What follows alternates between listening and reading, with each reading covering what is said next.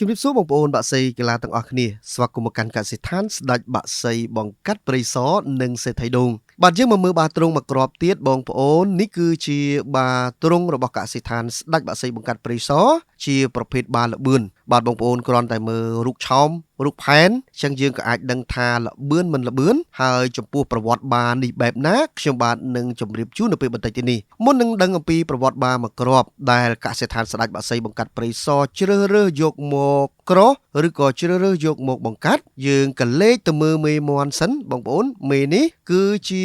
បាទប្រភេទមេពូជប្រចាំកសិដ្ឋានស្ដេចបាក់សីបង្កាត់ព្រៃសរបាទមេដែលបងប្អូនបានឃើញនៅក្នុងវីដេអូនេះគឺ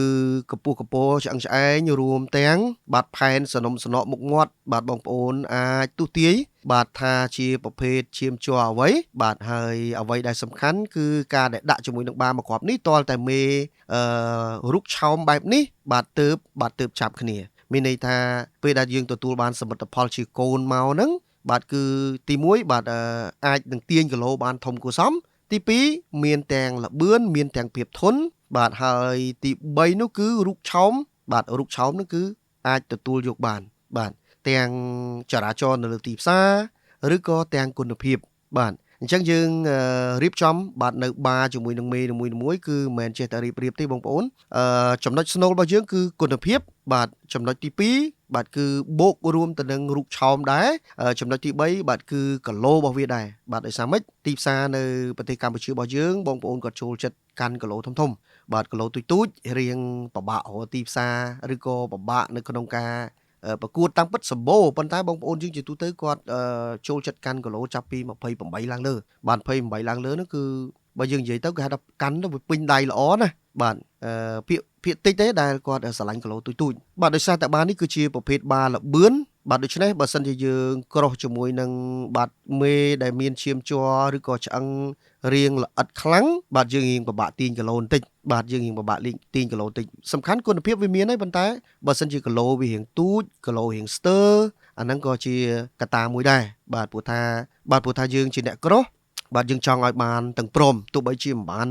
100%គ្រប់ផ្នែកទាំងអស់ដែលយើងចង់បានតែយ៉ាងណាគឺយើងធ្វើទៅតាមអ្វីដែលយើងអាចធ្វើទៅបានបាទទៀតសោតទី1គឺគុណភាពហើយតែបើមានគុណភាពហើយបូករួមជាមួយនឹងបាទសោភ័ណភាពទៀតមានន័យថារូបឆោមរបស់វាបន្ថែមទៀតបាទអានឹងកាន់តែពិសេសបាទនេះហើយជាកត្តាដែលយើងព្យាយាមបាទអាប់ដេតបន្តិចម្ដង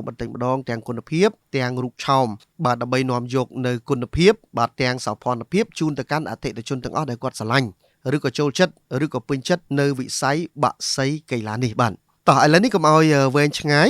ខ្ញុំបាទនឹងលើកយកអំពីប្រវត្តិបាមកគ្រាប់នេះដែលកសិដ្ឋានស្ដេចបាក់សីបង្កាត់ព្រៃសរយើងសម្រេចយកបាមកគ្រាប់នេះមកបង្កាត់ទី1បានេះគឺជាប្រភេទបាល្បឿនទី2បានេះមានប្រវត្តិបាទធ្លាប់ឈ្នះនៅបាទ9 ដងនិង67បាទកាស៊ីណូ9 ដងនិង67បាទហើយវីដេអូប្រកួតរបស់គាត់ក៏មានបាទយើងមានទាំងវីដេអូប្រកួតអញ្ចឹងទាំងប្រភពទាំងប្រវត្តិហើយនឹងក្បាច់បងប្អូនមកគ្រាប់នេះបើយើងនិយាយទៅ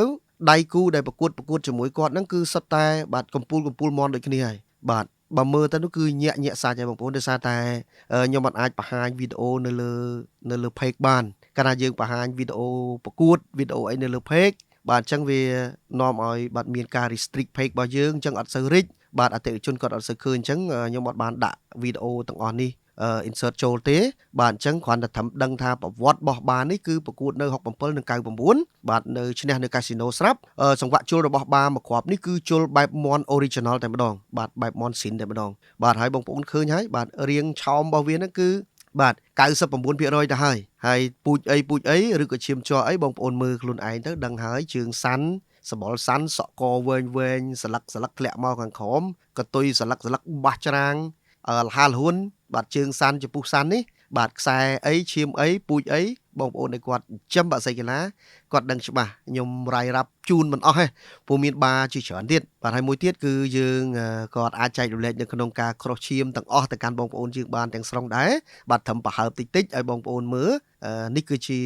តិចនិចឬក៏បទពិសោធន៍បាទនៅក្នុងការចិញ្ចឹមមាន់ដើម្បីទទួលបាននូវគុណភាពបាទធម្មតាទេបើសិនជាយើងប្រឡែងអស់ពេកមិនកើតទេបងប្អូនណោះបាទអញ្ចឹងបានបញ្ជូនព័ត៌មានតិចបងប្អូនអាចមើលទៅបាទពូជអីឈាមជ័រអីហើយកសិដ្ឋានរបស់យើងក្រោះបែបណាទាញនៅក្នុងវគ្គណា បាទដើម្បីទទួលបាននូវគុណភាពឬក៏រក្សានូវគុណភាពឬក៏បង្កើននូវគុណភាពនោះបាទអរគុណណាស់បាទអញ្ចឹងមុននឹងទទួលបាននូវសមិទ្ធផលមួយពីកសិដ្ឋានស្ដេចបាក់សីបង្កាត់ព្រៃសរបងប្អូនត្រូវជឿបាទជឿមិនគុណភាពទី1គឺយើងប្រឹងណាស់បាទរកបាដែលប្រកែទាំងអស់យកមកបង្កាត់កូនចេញមកឈ្នះចាញ់តិចច្រើនបែបណាយើងអត់ទាន់ដឹងទេប៉ុន្តែព្យាយាម background គឺក្រោះបាដែលមានប្រវត្តិល្អជាមួយនឹងមេពិសេសរបស់យើងបាទអញ្ចឹងបងប្អូនកុំភ្លេចកសិដ្ឋានស្ដេចបាក់សីបង្កាត់ព្រៃសរផ្ដល់នូវទំនុកចិត្តគុណភាពជាចម្បងជូនទៅកាន់លោកអ្នកបាទអរគុណ